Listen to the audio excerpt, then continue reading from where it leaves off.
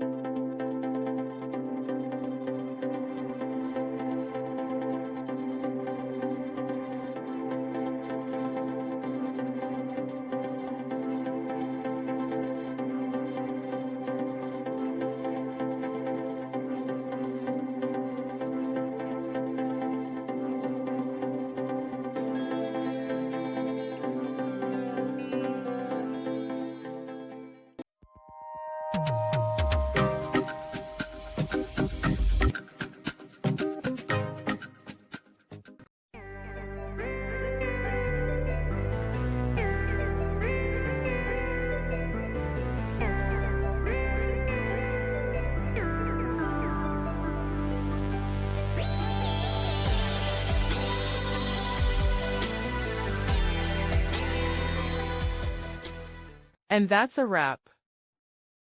I hope you found the answer you were looking for. If you did, take a second to hit that subscribe button. It really helps out. And let me know in the comments which solution worked best for you. See you next time in the debug zone.